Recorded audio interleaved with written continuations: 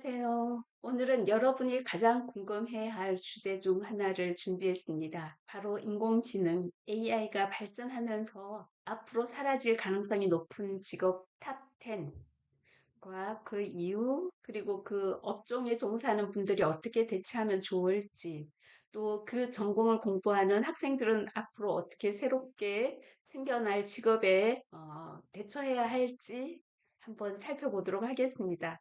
사실 올해 몇 년 전부터 AI 시대가 도래하면 이렇게 할 것이다. 그래서 이런 공부를 해야 된다. 그런 얘기는 많았지만 오늘 제가 또 이 주제를 가져온 이유는 점심 식사를 하러 나갔는데 그 데스크에서 다 주문하고 거기서 카드로 결제하고 이런 것을 보면서 점점 이게 더 확대되면 아르바이트 자리도 없어질 것 같고 서빙하는 이런 인력들도 없어질 것 같고 그렇게 해서 점심 식사를 하면서 이런 생각을 한번 해보았습니다.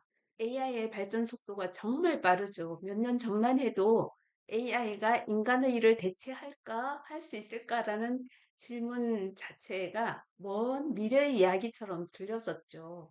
그런데 지금은 키오스크가 곳곳에 다 있기 때문에 정말 나이 든 사람이 키오스크 사용을 못하면 음식 주문도 안 되고 티켓 사는 것도 안 되고 정말 어려움이 굉장히 많아요. 그래서 이제는 우리 눈앞에서 현실이 되고 있지 않은가 하는 생각을 해보면서 이 주제를 한번 오늘 얘기해 보고자 해요.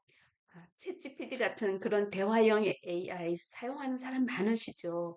그 자율주행차, 그리고 자동화 로봇들까지 이미 많은 영역에서 사람의 일을 대신하고 있습니다. 그렇다면 가장 먼저 영향을 받을 직업은 무엇일까 하는 생각을 해봅니다. 사라질 가능성이 높은 직업 탑 10을 먼저 한번 생각을 해봤는데요. 차례대로 한번 얘기를 해보겠습니다. 첫 번째는 콜센터 상담원이 아닐까 생각을 해요. 여러분도 고객센터에 전화했을 때 음성 AI 상담원이 먼저 나오잖아요. 그래서 이제는 사람 목소리와 거의 구분이 안 되고, 그래서 심지어는 AI 목소리인데도 대답을 하고 있는 저 자신을 발견할 때도 있어요. 그리고 심지어 24시간 언제든지 대답을 해줍니다. 단순 문의나 반복적인 질문은 이미 AI가 더 정확하고 빠르게 처리해주고 있습니다. 그래서 앞으로는 사람 상담원은 불만 처리나 감정적인 위로가 필요한 경우에만 남지 않을까 하는 그런 생각을 해봅니다.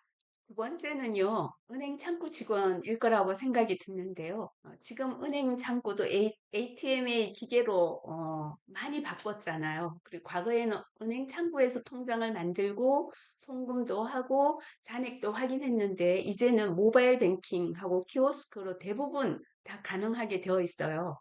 특히 AI 챗봇이 금융 상담까지 하면서 은행의 인력이 크게 줄어들고 있습니다.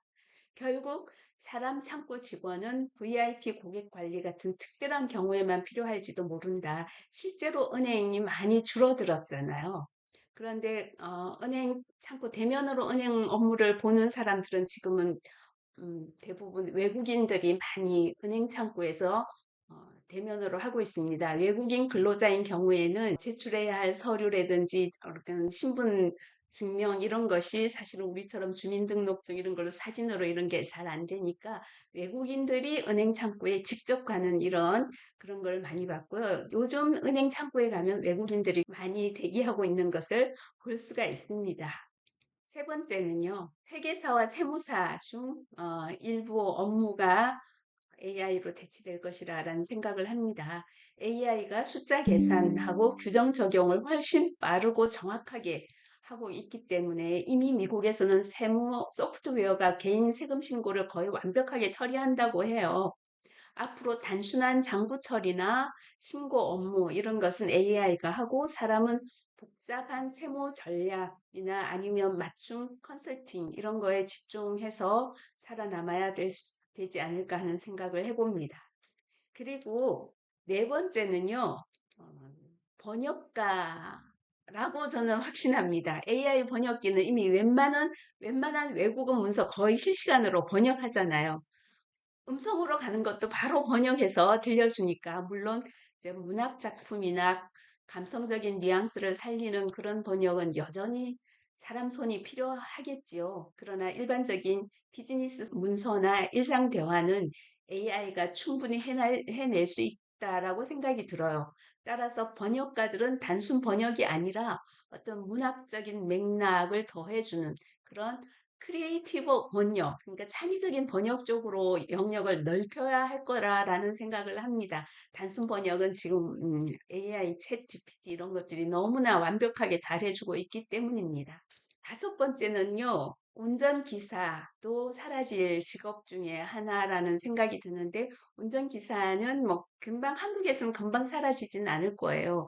한국에서는 우버도 지금 도입이 거의 안 되잖아요. 우버도 그냥 기사분들의 반대로 인해서 그냥 기사들이, 우버를 운영하는 거지. 미국에서처럼 자가용을 가져 있는 개인이 우버를 운영하지 않으니까 우리는 그런 여러 가지 그 직종별 어떤 파워 때문에 운전기사가 사실은 곧 사라질 직업이지만 한국에서는 쉽지 않을 거라는 생각을 하지만 어쨌든 자율주행차라는 것이 지금 계속 개발되고 계속 운행되고 하고 있으니까 아직 완벽하지는 않지만 매년 발전 속도가 엄청날 것이라고 기대가 됩니다. 트럭 운송, 택시, 배달 등 운전에 필요한 직업은 가장 먼저 영향을 받을 직종 중에 하나라고 생각이 들고요. 특히 미국에서는 이미 자율주행 트럭이 고속도로에서 운행을 시작했다라는 뉴스가 있었잖아요.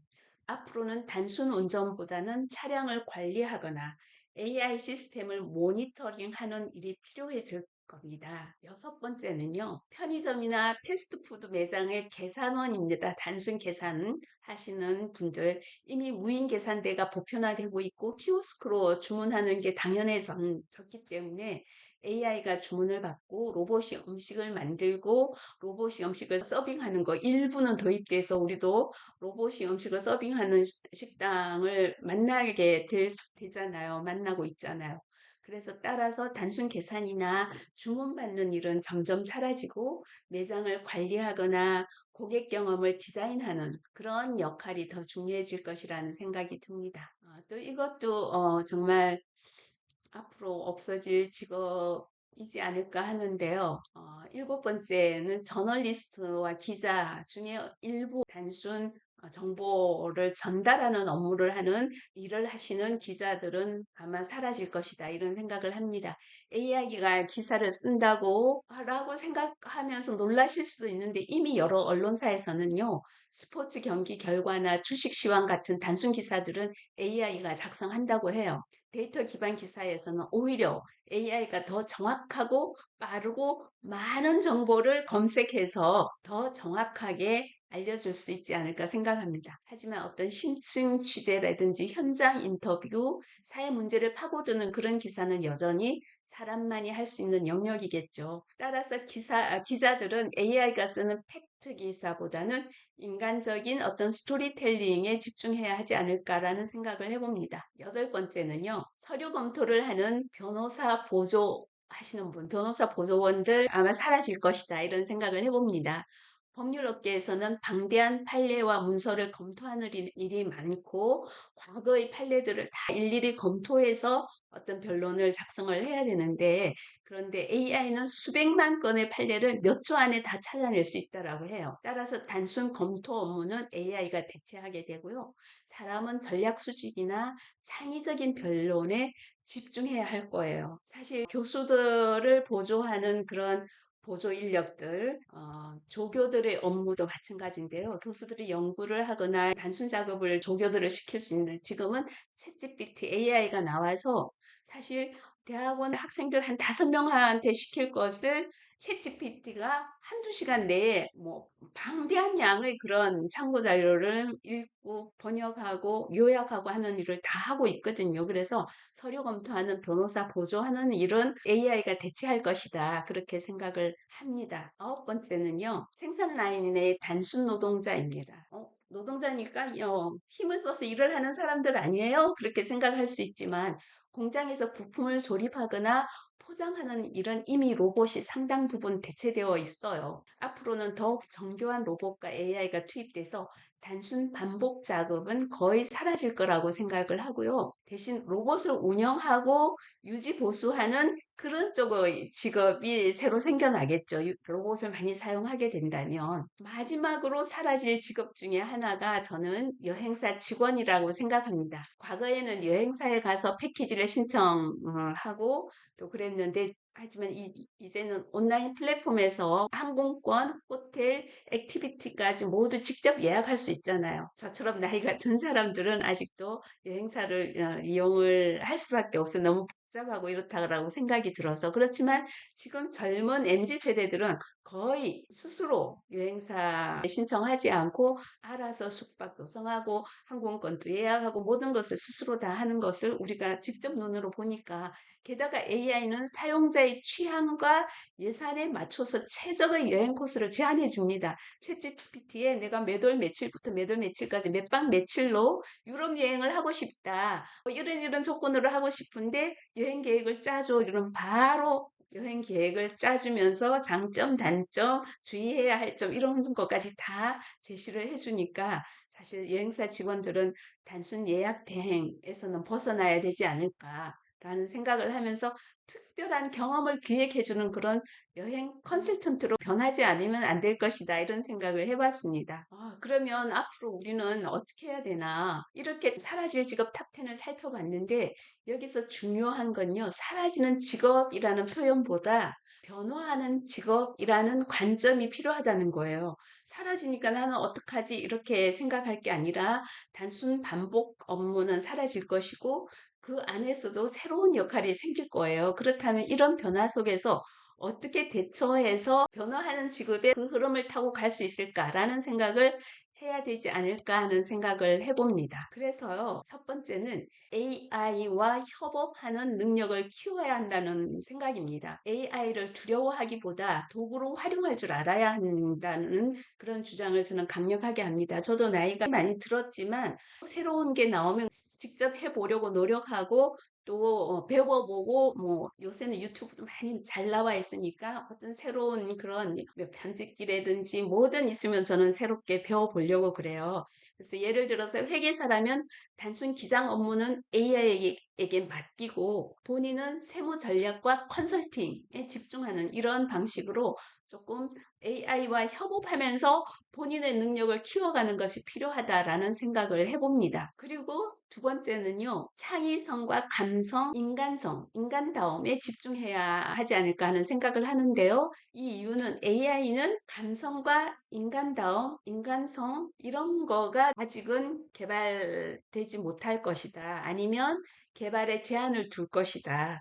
이런 생각을 했기 때문에 AI는 빠르고 정확하지만 인간적인 어떤 위로와 공감, 창의적인 발상 이런 것은 아직 오기 어렵다라고 생각이 들어요. 그래서 상담, 창의적인 교육, 단순 교육이 아니고 창의적인 교육, 창의적인 예술 또는 어떤 서비스 상담 그런 것처럼 사람의 마음과 감정을 다루는 영역은 여전히 인간이 강점을 가질 수 있다라는 생각을 해봅니다. 그래서요, 우리 대처방법 세 번째는요, 평생 학습이 필요하다 주장을 합니다. 기술은 끊임없이 변하기 때문에 한 번 배운 지식으로 평생 살아가는 시대는 끝났어요.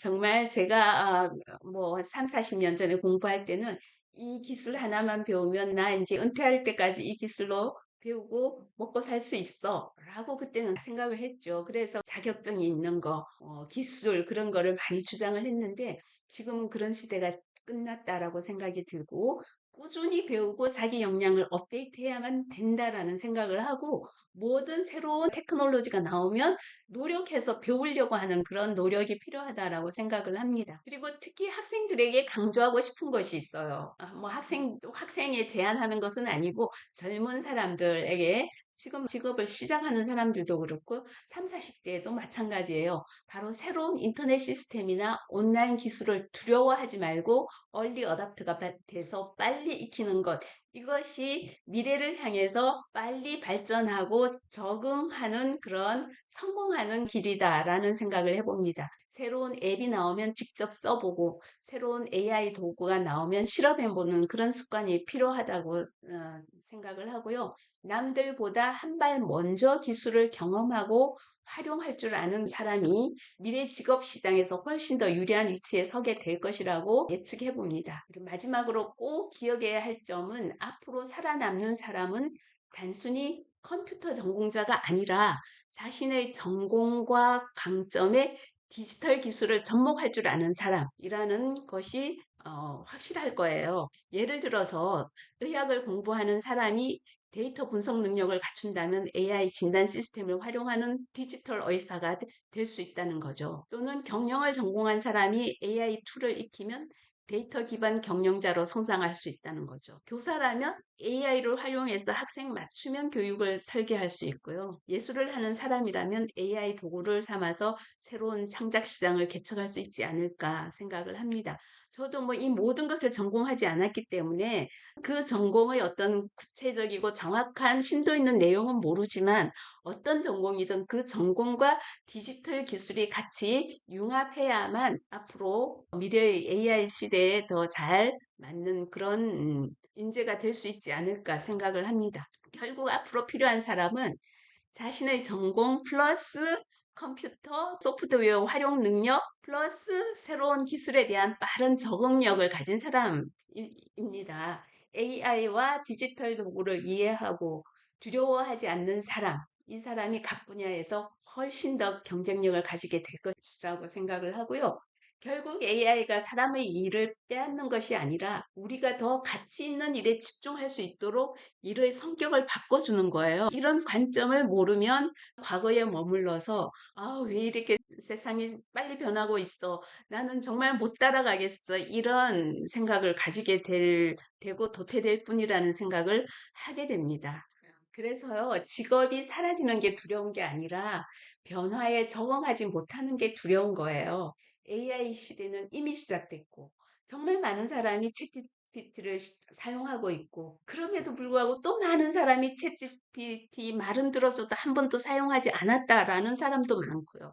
그래서 우리가 어떻게 준비하느냐에 따라서 더 많은 기회가 생길 수도 있고, 그 기회를 맞지 못할 수도 있다라는 그런 말씀을 드릴 수가 있겠습니다. 그래서 오늘 제가 드리는 말씀은 AI 시대를 살아가는 여러분께 작은 도움이 되었으면 좋겠고, 정말 앞으로의 시대에 AI가 우리의 경쟁자가 아니라 내 직업을 뺏어가는 경쟁자 이렇게 생각할 것이 아니라 내 일을 도와줄 수 있고 더 빠르게 할 수 있게 하는 동료가 될 수 있도록 내가 준비해 나가는 것이 필요하다라는 생각을 하게 됩니다. 이 영상이 여러분이 조금 더 앞으로 나가는데 도움이 되기를 바랍니다. 긴 영상 들어주셔서 감사합니다.